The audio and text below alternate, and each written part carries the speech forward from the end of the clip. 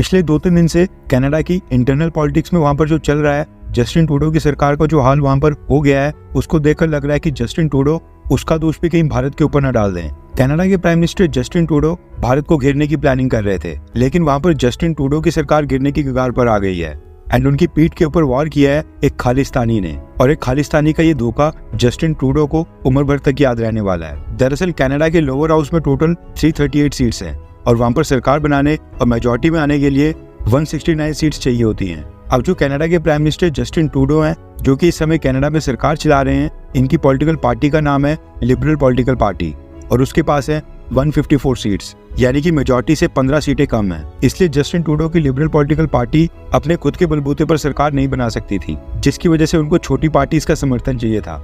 इसी कमी को पूरा किया था जगमीत सिंह की न्यू डेमोक्रेटिक पार्टी यानी कि NDP ने।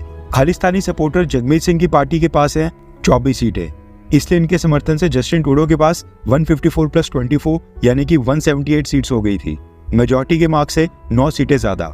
इसलिए जस्टिन ट्रूडो और खालिस्तानी सपोर्टर जगमीत सिंह ये दोनों मिलकर काफी आराम से कनाडा के अंदर वहां पर सरकार चला रहे थे और जगमीत सिंह कनाडा में किंग मेकर की पोजीशन के ऊपर था और यही कारण था कि जस्टिन ट्रूडो खालिस्तान के इशू के ऊपर लगातार भारत को घेर रहे थे।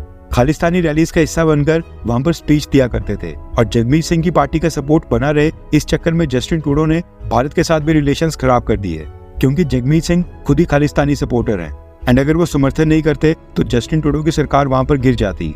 इसलिए जस्टिन ट्रूडो ने अपनी कुर्सी बचाने के चक्कर में भारत और कनाडा के रिलेशनशिप्स को भी दांव के ऊपर लगा दिया। लेकिन इतना सब करने के बावजूद भी at the end Jagmeet Singh ने जस्टिन ट्रूडो की सरकार से अपना समर्थन वापस ले लिया है। अब जस्टिन ट्रूडो की पार्टी के पास मेजॉरिटी कनाडा में नहीं है। अब सोचने वाली बात है कि आखिरकार जगमीत सिंह ने जस्टिन ट्रूडो की सरकार से अपना समर्थन क्यों वापस ले लिया, जबकि खालिस्तान के मसले पर जस्टिन ट्रूडो ने हर एक वो चीज की जो खालिस्तानी चाहते थे।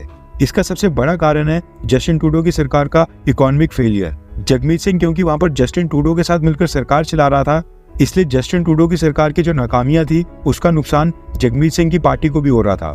कनाडा में आज के डेट में वहां पर जॉब्स ना के बराबर हैं, हाउसिंग क्राइसिस वहां पर चरम के ऊपर है और घरों की कीमतें लगातार आसमान छू रही हैं। पिछले 2 क्वार्टर से कनाडा की GDP ग्रोथ रेट 0.4% और 0.5% तक आ गया है और अगर यही हाल रहा तो बहुत ही जल्द कनाडा रिसेशन में आ जाएगा। इसके अलावा कई सारे कैनेडियंस कनाडा को छोड़कर US और बाकी देशों में जाकर सेटल होने लगे थे। इंटरनेशनल स्टूडेंट्स का जो वहां पर क्राइसिस है वो अलग से। कैनेडियंस इस समय जस्टिन ट्रूडो से बहुत ही ज्यादा दुखी आ गए हैं। इसलिए जगमीत सिंह ने देखा कि अगले इलेक्शंस में जस्टिन ट्रूडो की पार्टी का जीतना बिल्कुल नामुमकिन है और ऊपर से उनकी पार्टी को भी नुकसान हो सकता है, क्योंकि वो भी सरकार में शामिल थे। जगमीत सिंह को पता है कि अगर उनको दोबारा से 20-25 सीट जीतकर किंग मेकर की पोजीशन में रहना है तो जस्टिन ट्रूडो का साथ छोड़ना ही पड़ेगा। इसलिए जगमीत सिंह ने खालिस्तान के प्रेम को साइड के ऊपर रखा और अचानक से जस्टिन ट्रूडो की पार्टी से समर्थन वापस ले लिया और अब जगमीत सिंह सुबह शाम जस्टिन ट्रूडो की सरकार की बुराई कर रहे हैं और ट्रूडो की आलोचना कर रहे हैं। अब इसके बाद कनाडा के लोअर हाउस यानी कि हाउस ऑफ कॉमन में नो कॉन्फिडेंस मोशन आएगा, जहां पर वोटिंग होगी और जस्टिन ट्रूडो को प्रूव करना होगा कि सरकार चलाने के लिए उनके पास 169 MPs का सपोर्ट है। अगर उनके पास नंबर्स नहीं हुए तो फिर हो सकता है कि कनाडा में वहां पर अर्ली इलेक्शंस हो जाएं, क्योंकि इस समय कनाडा के अंदर वहां पर ओपोजिशन पार्टीज के पास भी मेजॉरिटी नहीं है। Main opposition party conservative party के पास केवल 119 सीट्स हैं, जो कि मेजॉरिटी मार्क्स से 40 कम है। ये तो खैर बीच में इतना बड़ा पॉलिटिकल क्राइसिस आ गया, वरना कनाडा में वहां पर अगले साल 2025 के एंड में इलेक्शंस होने थे, जो कि अब कुछ ही महीनों के अंदर हो सकते हैं। लेकिन ये ऑलमोस्ट तय है कि अगर कनाडा में आज की डेट में इलेक्शंस होते हैं तो कनाडा की main opposition party conservative party की सरकार बनेगी और उसके बाद भारत और कनाडा के रिलेशंस वापस से रीसेट होंगे और खालिस्तान के मसले को पीछे छोड़कर दोनों देशों के रिश्तों में एक नया चैप्टर स्टार्ट होगा।